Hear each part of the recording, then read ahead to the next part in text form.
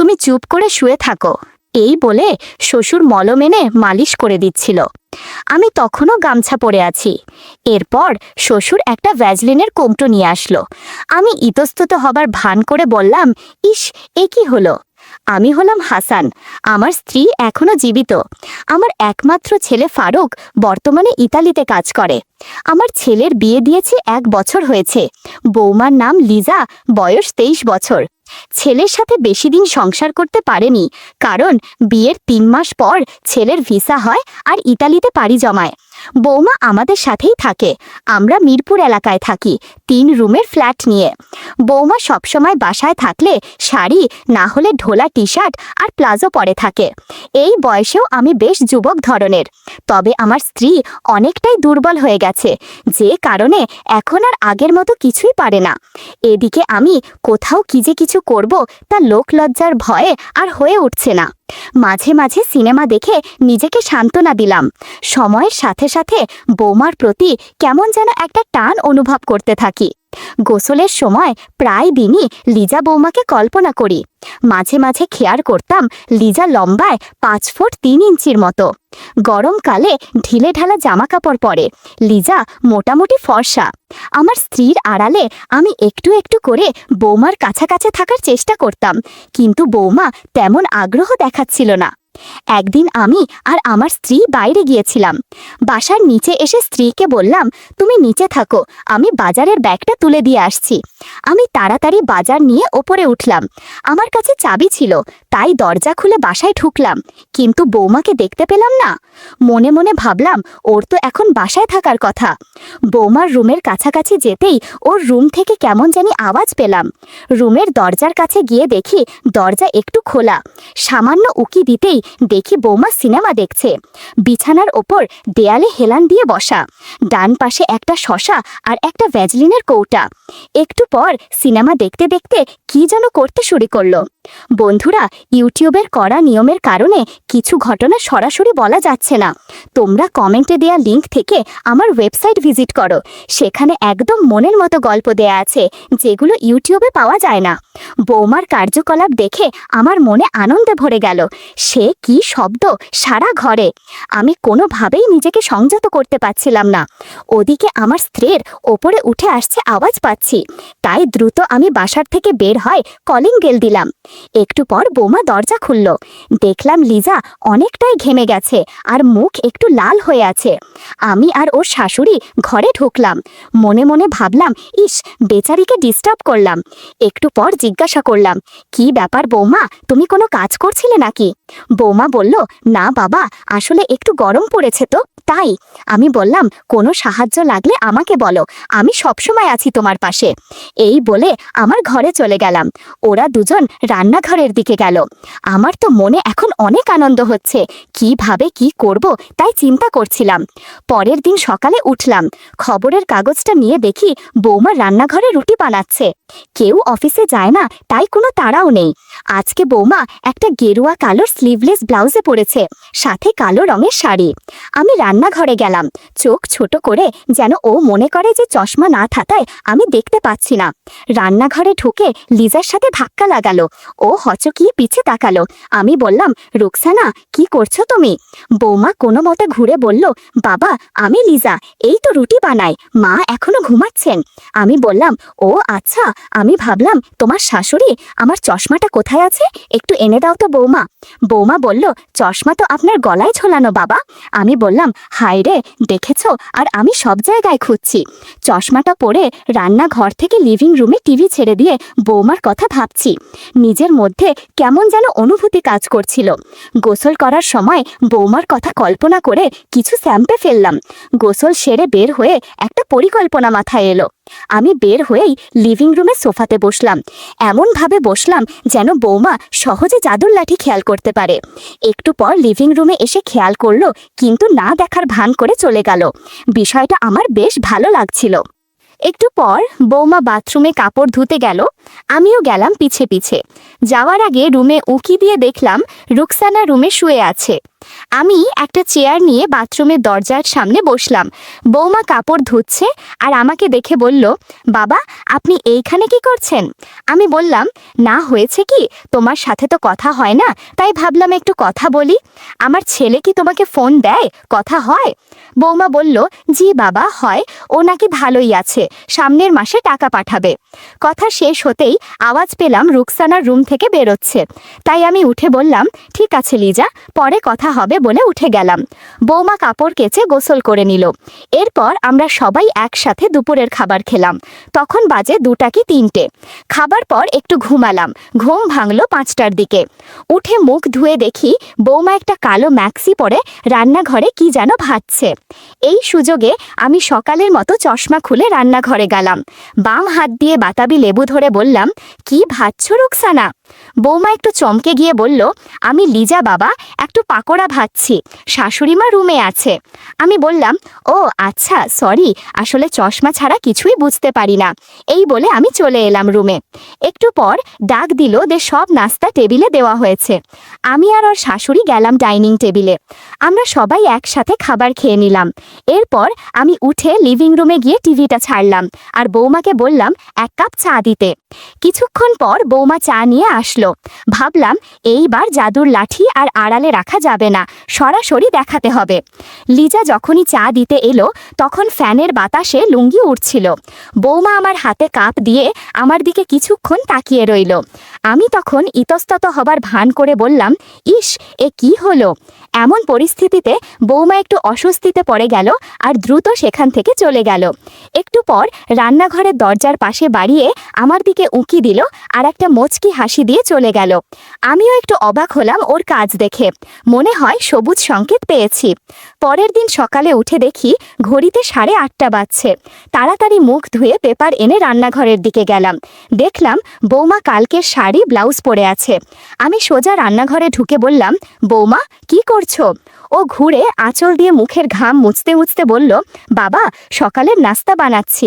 এই বলে নিচের দিকে এক পলক তাকিয়ে একটা হাসি দিয়ে বলল, মা উঠেনি বাবা? আমিও, না এখনো উঠেনি, তুমি চাইলে উঠাতে পারো। বৌমা বলল, মানে? আমি বললাম, না কিছু না, আমাকে 1 কাপ চা করে দিবে? আমি লিভিং রুমে বসছি, তুমি চা নিয়ে এসো বলেই লিভিং রুমে গিয়ে টিভিটা হালকা শব্দ দিয়ে খবর চালু করলাম। গতদিনের মতো আজকেও একটি ঘটনা ঘটালাম। মনে হচ্ছে ধীরে ধীরে কাজ হবে। নাস্তা শেষ করে আমি উঠে রুমে গিয়ে টিভিটা চালালাম। হঠাৎ লিজার শাশুড়ি এসে বলল, বাজারে তো কিছুই নাই, একটু গিয়ে নিয়ে এসো।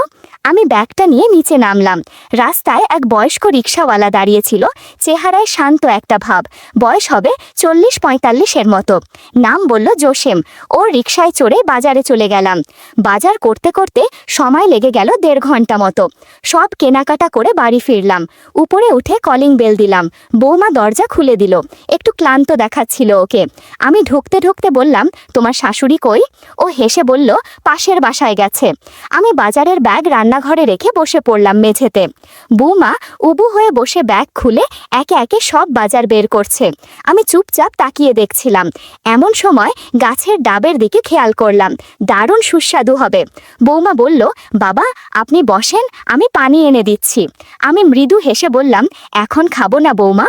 ও কিছু না বলে নিচু হয়ে আবার বাজার গোছাতে লাগলো। আমি নীরব হয়ে শুধু তাকিয়েছিলাম। ঠিক তখনই বাইরে থেকে দরজায় শব্দ হলো, রুকসানা ফিরেছে। আমি একটু অপ্রস্তুত হয়ে চেয়ার টেনে উঠে দাঁড়ালাম। বৌমা তাড়াতাড়ি সব ঠিক করে নিয়ে স্বাভাবিক হয়ে গেল, যেন কিছুই হয়নি। রুকসানা এসে বলল, আজকেও বান্ধবীদের বাড়িতে ঘুরতে যাবে। আমি ভাবলাম, আরে ব্যাস, এই তো মক্ষম সুযোগ। দুপুরের দিকে রুকসানা বেরোলো। আমি লিভিং রুমে বসে টিভি দেখছি। ওদিকে বৌমা বলল, আমি বাথরুমে গোসল করতে যাচ্ছি। গোসল করতে করতে পা স্লিপ করে আমি পড়ে গেলাম।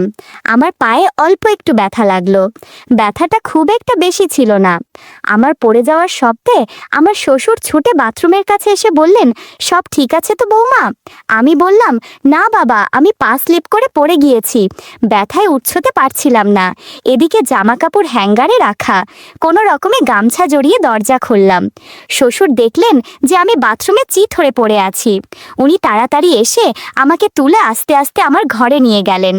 যাওয়ার সময় লক্ষ্য করছিলাম গামছা অগোছালো হয়ে আছে আর শ্বশুর আর চোখে আমার দিকে তাকাচ্ছে। ঘরে নেয়ার পর জিজ্ঞেস করলেন, কোথায় ব্যথা লেগেছে?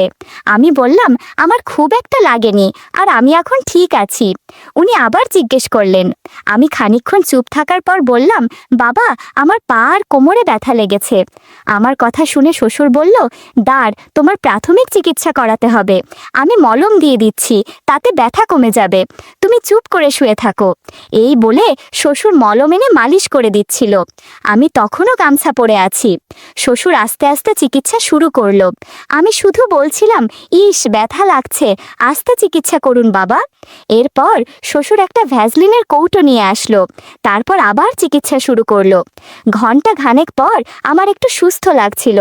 শ্বশুর বলল, আমার ছেলে বাড়িতে থাকলে তোমার এত কষ্ট হতো না। তবে আমার ছেলের পরিবর্তে আমি তোমার কষ্ট দূর করে দিচ্ছি। কিছুক্ষণ পর শ্বশুর আব্বা আমাকে আশীর্বাদ করলেন আর সব শেষে প্রসাদ দিলেন। আমি বললাম, আপনার তুলনা হয় না শ্বশুর আব্বা। আপনি আরেকটা কাজ করে দিন, ওই আলমারি থেকে আমাকে একটা ম্যাক্সি নামিয়ে দিন। সেই কখন থেকে গামছা পরে আছি। শ্বশুর আব্বা একটা ম্যাক্সি দিয়ে নিজের ঘরে চলে গেল, আর আমি ফ্রেশ হয়ে বিশ্রাম নিলাম। সন্ধ্যার আগে শাশুড়ি মা এলো।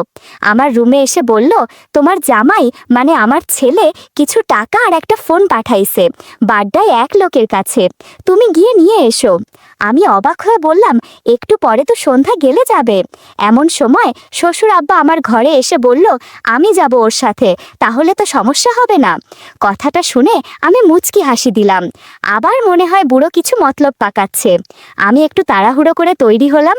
সাদা হাতাকাটা ব্লাউজ, গোলাপি শাড়ি, চুল বাঁধা। আমি আর শ্বশুর নিচে এসে দেখি জসিম কাকা রিক্সা নিয়ে দাঁড়িয়ে আছে। ওদিকে আকাশটাও কেমন মেঘমেঘ করছে। বৃষ্টি নামার আগে আমরা বেরিয়ে পড়লাম। বাড্ডায় পৌঁছতে বেশিক্ষণ লাগলো না। যার কাছ থেকে জিনিস নেওয়ার ছিল খুব ভদ্র মানুষ, ফোনটা দিয়ে দিলেন। এরপর এটিএম থেকে টাকা তুলে আবার রওনা দিলাম। সব কাজ শেষ করতে প্রায় 1 ঘন্টা লেগে গেল। রিকশায় উঠে পড়তেই টিপ টিপ করে বৃষ্টি নামলো। আমার মন কেমন যেন অস্থির হয়ে আসছিল। একে বৃষ্টি, তার উপর এই দিকের রাস্তাটাও বেশি ভালো না, একদম ভাঙাচোরা রাস্তা। বৃষ্টির পানির কারণে রাস্তার খানাখন্দ বোঝা যাচ্ছে না। আচমকা রিকশা এক জায়গায় গর্তে পড়তেই আমরা দুজনেই একটু কেঁপে উঠলাম রিকশার ঝাঁকিতে। শ্বশুর সুযোগ বুঝে বলল, তুমি জাদুর লাঠি শক্ত করে ধরো, আমি গাছের ডাব ধরে রাখি। বৌমা বলল, ইস বাবা, কি করছেন, কেউ দেখলে ঝামেলায় পড়ে যাব। শ্বশুর বলল, কেউ দেখবে না বৌমা, তাছাড়া রিকশার পর্দার কারণে কিছুই বোঝা যাবে না, তুমি শুধু ওই দিকে মনোযোগ দাও। একটু পর বৃষ্টি আরও বেড়ে গেল, তাই জসিম কাকা রিকশা একপাশে রেখে একটা দোকানে আশ্রয় নিল। এদিকে আমি আর শ্বশুর রিকশার মধ্যে বসে আছি। প্রায় আধা ঘন্টার মতো শ্বশুর আব্বা গল্প করলেন, কিন্তু রিকশার মধ্যে খুব একটা সুবিধা পেলাম না। বৃষ্টি সামান্য কমার পর আমরা বাড়িতে চলে এলাম। বৃষ্টির কারণে জামা কাপড় কিছুটি ভিজে গিয়েছে। আমি দ্রুত বাথরুমে ঢুকে সব চেঞ্জ করে নিলাম। এরপর ব্লাউজ আর পেটিকোট ভালো করে বারান্দায় শুকাতে দিলাম। রাতে খাবার খাওয়ার সময় শাশুড়ি মা বলল, পরশুদিন আমার ভাইয়ের ছেলের বিয়ে ঠিক হয়েছে, সেখানে দাওয়াত খেতে যেতে হবে। অনেক দূরের পথ, সেই কক্সবাজার, তাই আজকে থেকে লাগেজ গোছানো শুরু করে দাও। শাশুড়ির কথা শুনে মনটা আনন্দে ভরে গেল। এই সুযোগ কাজে লাগাতে হবে। দেখতে দেখতে যাওয়ার দিন চলে এলো। আমরা রেডি হয়ে বেরিয়ে পড়লাম কমলাপুর স্টেশন যাওয়ার উদ্দেশ্যে। দীর্ঘ 9 ঘন্টা জার্নি করে আমরা বিয়ে বাড়িতে চলে এলাম। বিয়ে বাড়িতে পৌঁছিয়ে আমি আমার জামা কাপড় ছাড়বার জায়গা নেই, কারণ আরও কিছু আত্মীয় এসে পড়েছে। আমি শাশুড়িকে বিষয়টা বললাম। তখন শাশুড়ি বলল, আমি তো ভুলেই গেছি যে আমার ছোট ভাইয়ের ফ্ল্যাটের নিচতলায় আরও একটা ফ্ল্যাট খালি পড়ে আছে, আর তাতেও ঢালা বিছানা পাতা আছে। তুমি সেখানে গিয়ে ফ্রেশ হয়ে নাও। আমি তাড়াতাড়ি সেখানে চলে গেলাম। গিয়ে দেখি ফ্ল্যাটটা 2 বেডরুম ফ্ল্যাট, আর ফ্ল্যাটের সঙ্গে একটা ছোট্ট বালকানি আছে। বড় শোবার ঘরের সঙ্গে একটা সুন্দর বাথটাব দেওয়া বাথরুম অ্যাটাচড আছে। বাথরুমে গিজার লাগানো থাকায় গরম জল পাওয়া যাবে দেখে আমি খুশি হলাম। আমি ব্যাগটা রেখে বাথরুমে গেলাম আর ফ্রেশ হয়ে স্নান সেরে নিলাম। এমন সময় দেখলাম শ্বশুর আব্বা চলে এসেছে। আমি শুধু একটা গামছা জড়িয়েছিলাম। শ্বশুর বলল, আরে বৌমা, তুমি এখানে?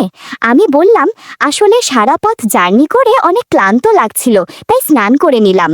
শ্বশুর বলল, তুমি এদিকে আসো, তেল মালিশ করে দিচ্ছি, তাহলে দেখবে ভালো লাগবে। আমি বললাম, হ্যাঁ বাবা, তাই করুন। শ্বশুর বলল, আগে এখানে উবু হয়ে বসো, আমি তেল নিয়ে আসি। কিছুক্ষণ পর শ্বশুর আব্বা আমার সেবা করতে শুরু করলেন।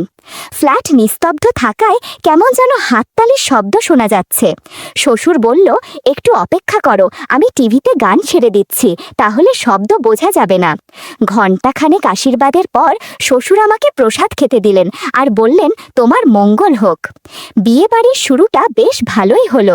শ্বশুর বলল, যতদিন না আমার ছেলে বাড়িতে আসছে ততদিন যে কোনো কিছু লাগলে আমাকে জানাবে, আমি জাদুর লাঠি নিয়ে তোমার সেবা যত্ন করব। আমি বললাম, আপনি এখন আমার শেষ ভরসা।